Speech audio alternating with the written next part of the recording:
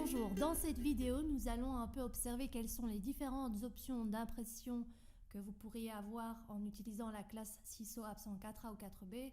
Ces options d'impression ne sont utiles qu'à partir du moment où vous ne pouvez pas venir à l'école pour chercher le travail de votre enfant. Voilà, donc, première option. Sur un document tel que celui-ci, je vois View Original et je vois aussi View Google Doc. Si je clique sur View Original, je vais me retrouver ici. Je vois donc l'original qui est constitué de plusieurs pages et alors ce sera à vous de décider si vous voulez le télécharger ou l'imprimer. Vous pouvez donc imprimer la totalité ou une plage de pages spécifiques. Ça, ce sera à vous de voir. Donc ça, c'est une option. Il y a l'option Google Doc aussi, c'est un autre lien, c'est à peu près similaire. Donc vous pouvez également télécharger ou imprimer. Voilà, donc les deux options sont identiquement utiles. Voilà, ça donc ça c'est dans le cas où l'enseignant a publié un document PDF. Ici par exemple, c'est une photo du travail qui a été fait en classe. Cette photo a été prise le jour même où le travail a été donné aux enfants. Donc ça, c'est une feuille qui sera disponible dans la boîte ou dans la grosse enveloppe de votre enfant, mais si vous ne pouvez pas venir, ça peut être utile de savoir comment l'imprimer. Comment faire alors? Première idée, ce serait de cliquer là, Print. Ce n'est pas forcément l'idéal, étant donné que vous allez pouvoir constater par vous-même que la disposition de la page ne permet pas réellement que la surface de travail soit idéale pour travailler. On a un grand QR code qui ne sert à rien. Donc, autre option. Là, il va falloir faire plusieurs manipulations. Clic droit sur la souris.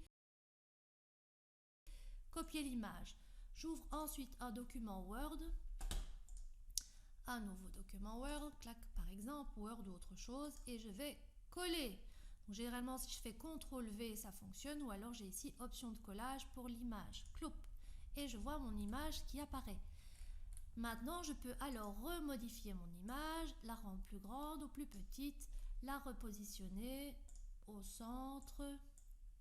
Et surtout, je peux essayer de rogner les bords ici parce qu'effectivement, ce serait un peu dommage d'utiliser, ici rogner, ce sera un peu dommage d'utiliser de l'encre de votre imprimante pour imprimer des zones qui ne sont pas utiles pour le travail de votre enfant.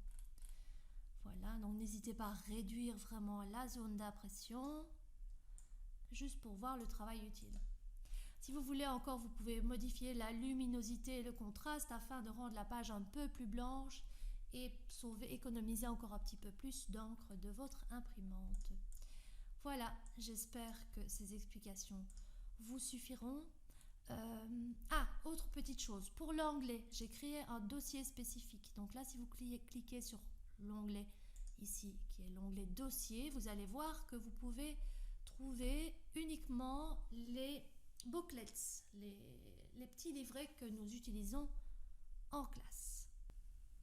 Voilà, English Booklets. Et donc là, si vous cliquez dessus, vous allez avoir apparaître tous les différents livrets. Et là, Daily Work, c'est ce qu'on fait au jour le jour. Donc les différents livrets sont donc disponibles ici. Voilà. Je vous invite à regarder les autres vidéos sur YouTube que je vais publier.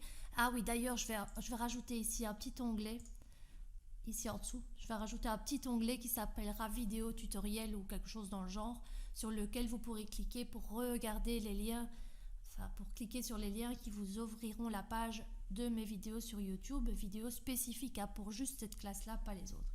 Je vous dis aussi qu'il y a moyen d'aller voir dans les paramètres, parce que parfois, on trouve que la vitesse de lecture... Attendez, je vais diminuer le son, ça va fort. Bonjour, dans cette vidéo, je vais vous montrer les quelques... Voilà, et la vitesse de lecture peut être modifiée. Donc, si vous êtes quelqu'un qui entend, qui comprend très bien quand ça va vite, vous pouvez accélérer et faire parler la personne plus vite. J'ai tendance à utiliser pas mal cette option-là quand j'écoute des vidéos. Donc, n'hésitez pas à faire de même si vous préférez ça également.